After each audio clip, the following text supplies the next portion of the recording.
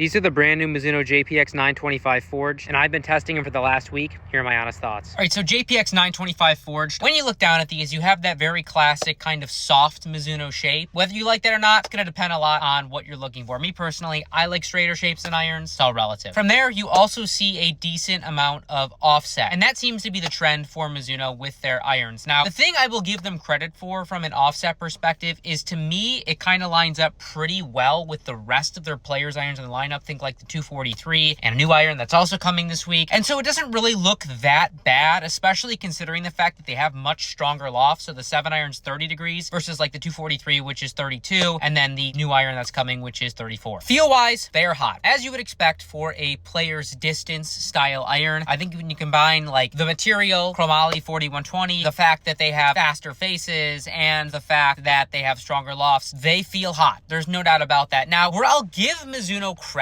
is once you get down into the short irons, they do not feel quite as hot. I think that's something that Mizuno does that is probably really underrated. They use 2 different steel types throughout the set. So you get like the faster ball speed benefits of chromoly and the long clubs, and then you get like some softer, kind of more control-oriented benefits in the short irons because of the fact they're using 1025E mild carbon steel. And that leads us into performance. Now, normally a player's distance style iron, you would think is just going to go super far. And there's no doubt, when you get down to the 7 iron, when you got down to the 4 iron, they are higher ball speed, they are lower spin, they go far. But there's 2 things that I think Mizuno does really well in an iron like this. And first and foremost, it's going to be that material difference that I talked about earlier. Once you get into the short irons, because you have a more controllable, I would say, material, they don't really go quite as far. And from there, you also have better loft gapping. Usually the big issue with stronger lofted 7 irons is once you get to the pitching wedge, now you have this like 6-7 degree gap between the pitching wedge and your next wedge in the set. Mizuno goes 5 degree gaps in the short iron, so you don't have as big of a gap once you get into your actual wedges. So I would say those things are definitely a positive from a performance perspective. And finally, what I think is the most important category, and that is turf interaction. They really did an amazing freaking job with these irons. So what you're going to be seeing in these is a triple cut sole. Now, normally with a sole, it's either flat or it's a flat sole and then it has some trail edge relief. With these, rather than just fully increasing the bounce angle, they kept a relatively mid bounce, but they added a leading edge grind to the sole. So me personally, I'm somebody who's a little bit shallower. I don't really like high bounce soles, but I notice on Bermuda grass, especially like wet Bermuda grass, the sole will tend to dig if I'm not careful. The best thing is when you add a leading edge grind to these, you can get steeper and still have low face contact. And that is a super important thing when it comes to actually controlling your irons so you can get the right amount of spin and consistent launch angles. I am a major